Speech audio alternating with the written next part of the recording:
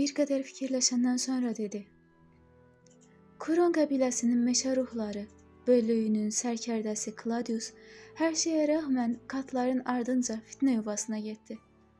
Orada mühasirəyə düşdü və 30 nəfəri öldürdü. Sol qolundan qılınc yarası almış, ayağına da ox sancılmışdı. Bu vaxt düşmənin döyüşkən sərkərdəsi ilə təkbətək qarşılaşdı. Çox qanlı və şiddətli vuruşma oldu. 15 yara alan Kladius huşunu itirib əsir düşdü. Deyəsən çox uzunçuluq etdim. 3 illik əsarətdən sonra yaxın katları Firod və Eston sürgün olunmuş, İdor Vğegia ordusuna qoşulmuş, Viron isə tacir olmuşdur. Özü isə Kuron və Setradan çox uzaq düşmüşdü. Şərait də əleyhinə idi. Daha 5 il qürbətdə yaşayıb, onu axtaran məğribli və məşriqli köməyinə çatıblar. 2 il də orada qalıb. Qədim elmə yiyələniblər. 10 illik ayrılıqdan sonra Setraya qayıdıb və sənə əmanəti olan kitabı az-az, cümlə-cümlə yazıb. Amma gəlməmişdən əvvəl qaranlıqla mübarizə aparmaq üçün Xasfağandur təşkilatını yaradıb. Kitabda yazılanları müjdələnmişdən başqa yalnız məşriqli oxuyub. Kuroncadan tərcümə kitabını o yazıb.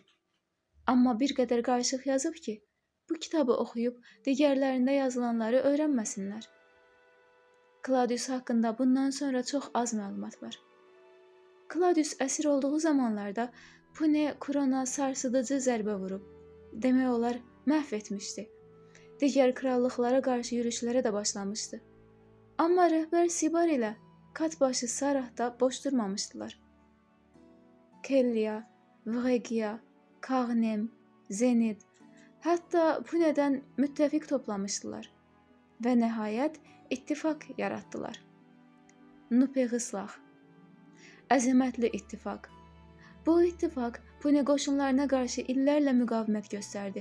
Bir yandan Kladius çarəsiz vəziyyətdə olsa da, yaratdığı Xasfağandur daxildən Pune qaranlığını dağıtmağa, çoxlarını Xaxsaca yaxınlaşdırmağa müvəffəq olub. Nupeğıslah uzun illər boyunca dağılıb, azalıb, parçalanıb, amma məhv olmayıb. Pərakəndə ittifaq və kiçilmiş qəbilə birləşərək Nupeğıslah təriqətinə çevrilib. Zəifləsə də çökməyib. Parçalanan ittifaqdan yaranan təriqətlərdən ikisi hələ durur. Zetiqlağ və Tanıqplaqlağ. Kladius xəbər verib ki, qocalıq, əsas məsələni az qala unudurdum. Kladius Setraya qaydanda mübarizə hələ davam edirdi. İki tərəf üçün də istirablı olan döyüşlərin sonuncusu. Jexnox döyüşündə hər iki tərəf bütün qüvvələrini ortaya qoymuşdu. Bir tərəfdə Nupeğıslağın azalmış, yorğun döyüşçüləri, ehtiyac olduğu üçün qadınları, qocaları, Pune'dən Nupeğıslah tərəfə keçənlər, Kladius, Sibar, Sara, qarşı tərəfdə isə qudurmuş düşmən ordusu. Tinzar, Tenga, Şant və ən əsası şəxsən üstün. Cismə bürünmüş olan şər ruhani varlıq, üstün adlı alov sakini. Döyüşdən Xaxsacın köməyi ilə çətinliklə qalib çıxdıq. Üstün zəifləyib gücünü itirərək yoxa çıxıb. Tinzar Sibar tərəfindən öldürülüb. Kladius Tenganı öldürüb və uzun illərdən sonra qan tökəni geri alıb. Kladiusu əsir alan Lizorq Sarahın atdığı xəncərlə öldürülüb. Şant isə tanınmamış və gözlənilməyən bir nəfər tərəfindən öldürülüb. Qələbə qazanılıb, amma qalibiyyət çox baha başa gəlib. Bəziləri deyirlər ki, Sibarla Sarah o döyüşdə həlak olublar. Kladius isə yaralarının ağırlığından yatağa düşüb və hər aylanda bir cümlə yazıb. Sonra Xaxsaca qarışıb, Pune torpaqlarını itirməyə başlayıb, ən əsası isə pisnislik təriqəti yoxa çıxıb. Amma gördüyün kimi, hazırda yenidən bütün Puneni ələ almaq üzrədir bu təriqət. Hər nəysə, Kladius xəbər verib ki, üstün qayıdacaq. O vaxt Nupeğıslah kiçilmiş olacaq. Həmin vaxt müjdələnmiş təkgöz Zavan qaranlıqdan işığa çıxıb ittifaqı bərpa edəcək. Üstünlə vuruşacaq. Üstün qalib gəlsə, yenidən qüdrətlənəcək və çoxları uzun illər izdirab içində olacaqlar. Qara buludların, üstünün əlinin altında. Kladius deyib ki, üstün və onun kimilər müxtəlif zamanlarda, müxtəlif yerlərdə baş qaldırırlar və gec-tez məğlub olacaqlar. Nəhayət, hamısı birləşəcək və xalq sacının böyük işıq verdiyi onları birdəfəlik yox edəcək. Amma bunun üçün hələ 1000 illər keçməlidir, deyirlər.